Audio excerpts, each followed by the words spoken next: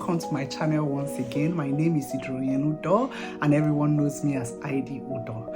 Today I'm going to be talking about a very silent issue that is creeping into the society, and it's kind of a killer to one's emotions, kind of a killer to one's psychology. I'm going to be talking about depression. A lot of people report losing interest in so many favorable activities like going out with friends, going out to religious activities, even your jobs. Those are one of the signs of depression. What exactly is depression? Depression can be considered as a mental breakdown. It's an event that causes sadness and loss of interest in normal activities in which you previously enjoyed. You find that maybe you enjoyed going to work, you enjoyed your job, you enjoyed spending time with your family, and all of a sudden you are withdrawn. You no longer enjoy those things that you were finding interest in. That's when we say depression has started coming in. You started withdrawing from so many activities, withdrawing from even your school activities, from very important activities. That's when we know depression has started setting into your life. And there are so many types of depression. It could be long-term, it could be short-term, and generally depression doesn't come about as a result of one single item. So many activities must have led to depression. So many events could have led to depression.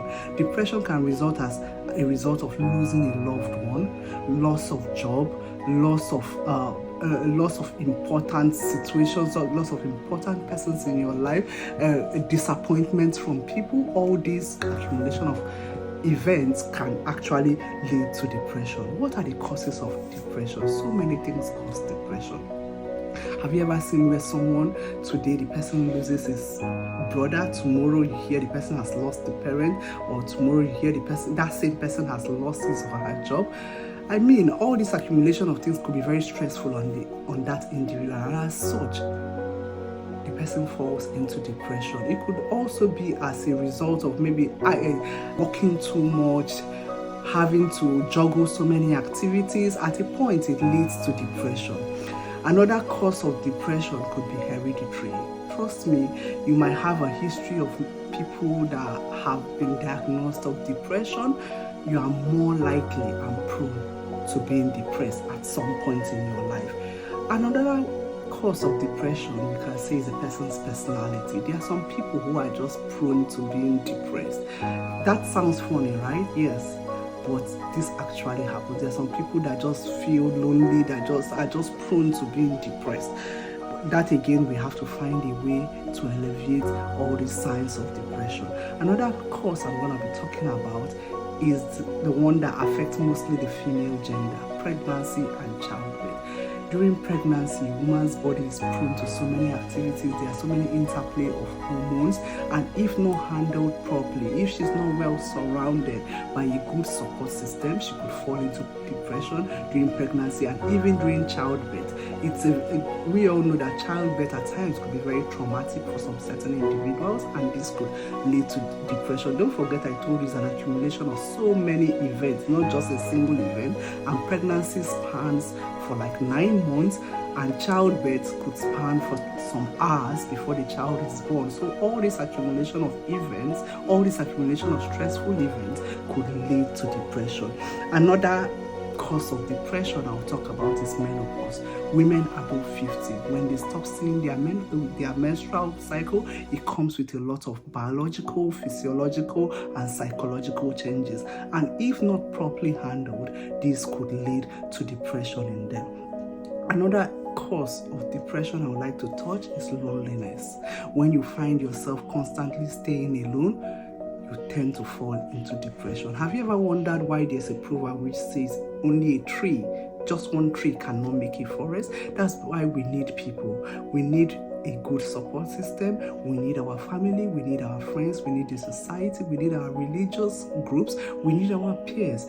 When all these things are withdrawn from us, we tend to fall into we tend to become lonely, and depression can easily set in. Another cause of depression in the society is alcohol and drugs. Constantly drinking, constantly taking unprescribed drugs, abusing drugs, taking them far beyond what you can comprehend, what normally the body can take, automatically you go into depression, because depression is not just only physical, it's also emotional, psychological, physiological, and behavioral, and you might fall into depression when all these things are there. Let's look at an overview of depression. You might say, who can it affect? Maybe it affects only the working class. No, it can affect anybody. In the United States here, it's been reported by researchers that 1 in every 6 adults can report depression. And again, it's most likely that women fall more into depression than men. Though men also experience depression, but women fall more into depression than men. And again, there are certain risk factors that make us prone to depression. For example, people with certain conditions have higher rates of depression. What are these conditions? They could be neurodegenerative diseases such as Alzheimer's diseases or dementia. Dementia is a state of memory loss, and when someone constantly experiences memory loss, the person could fall into depression. Another one is stroke. We all know what stroke is. We all know the drooping of the eye and so many other things that comes with stroke. It could make us fall into depression. Multiple sclerosis, those that even suffer seizure disorders, all these disease conditions can make one fall into depression. Even cancer.